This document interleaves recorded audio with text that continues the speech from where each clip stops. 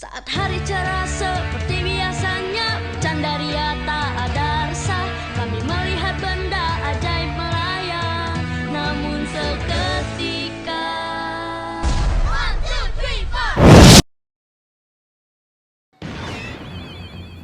Assalamualaikum warahmatullahi wabarakatuh. Nama saya Khalid Cliffar Madani. Saya dari kelas R3C. NPM saya 202214500026. Di sini saya akan menjelaskan materi multikulturalisme dan pluralisme dan juga penyalahgunaan iptek.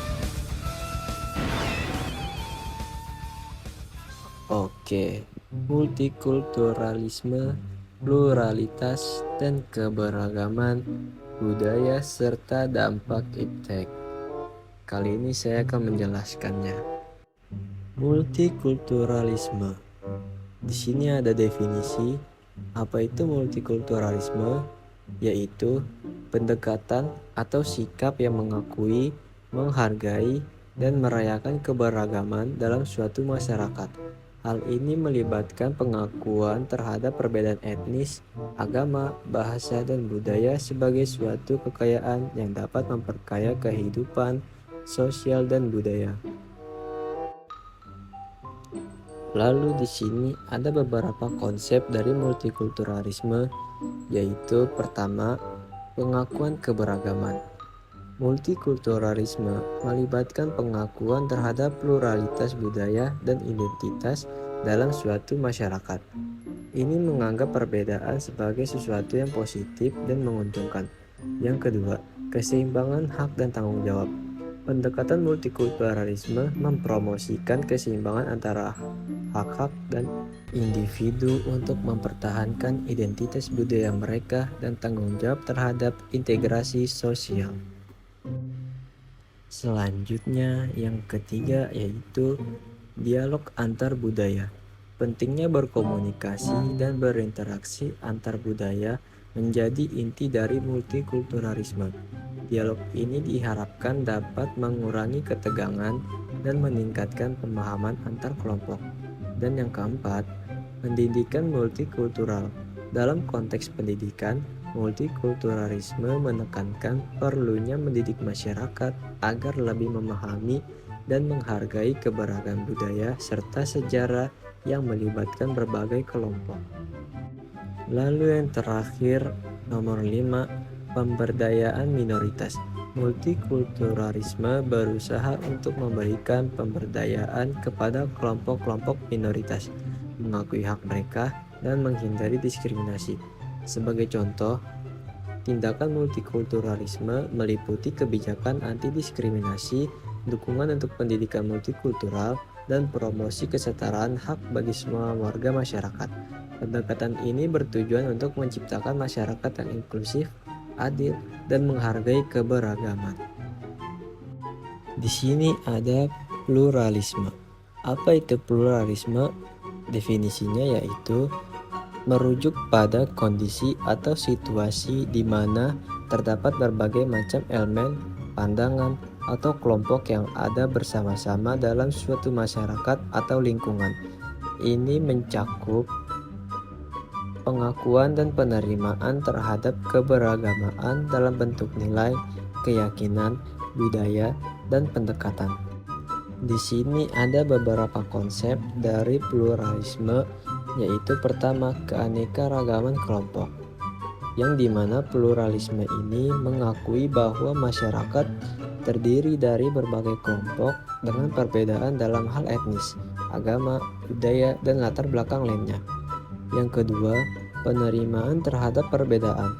Prinsip dasar dari pluralisme adalah penerimaan terhadap perbedaan dan kemampuan untuk hidup bersama tanpa mengesampingkan atau mengesankan superioritas satu kelompok terhadap yang lain.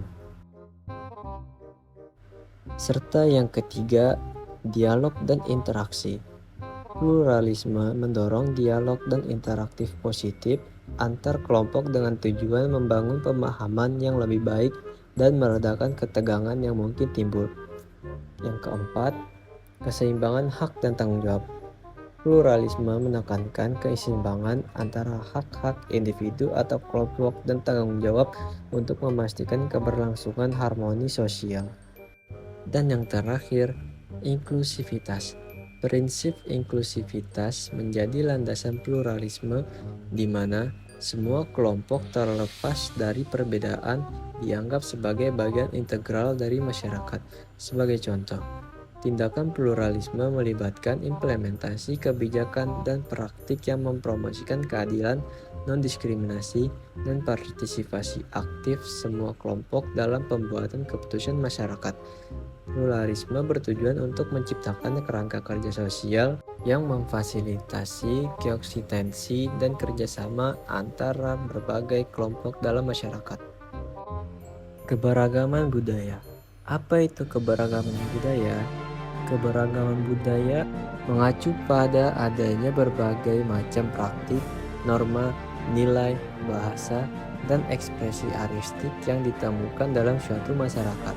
Ini mencakup perbedaan dalam cara hidup, tradisi, dan identitas budaya yang membedakan kelompok-kelompok dalam suatu. Ada beberapa konsepnya, yaitu pertama, lingkungan multikultural. Keberagaman budaya menciptakan lingkungan multikultural di mana masyarakat diperkaya oleh perbedaan etnis, agama, dan bahasa. Yang kedua, pertukaran budaya. Keberagaman budaya merangsang pertukaran ide, seni, dan tradisi antar kelompok, menghasilkan dinamika kreatif yang dapat memperkaya keseluruhan masyarakat.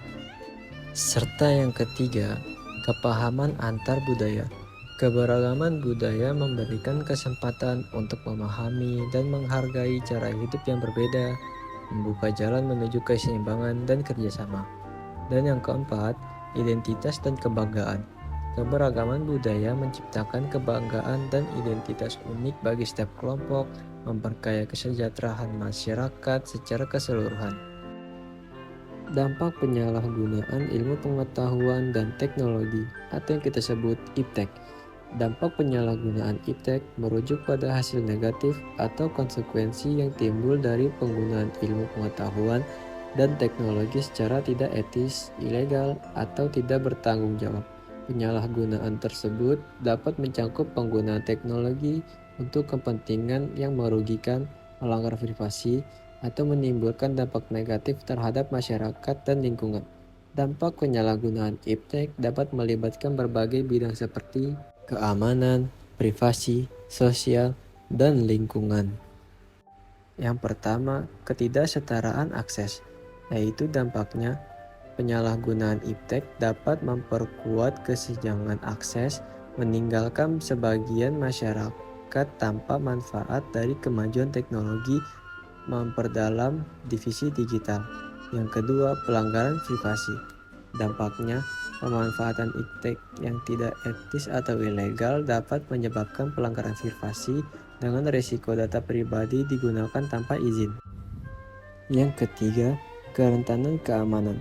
Dampaknya termasuk serangan siber dan penggunaan teknologi untuk kepentingan kriminal dapat meningkatkan risiko keamanan informasi dan infrastruktur. Yang keempat, dampak sosial psikologis.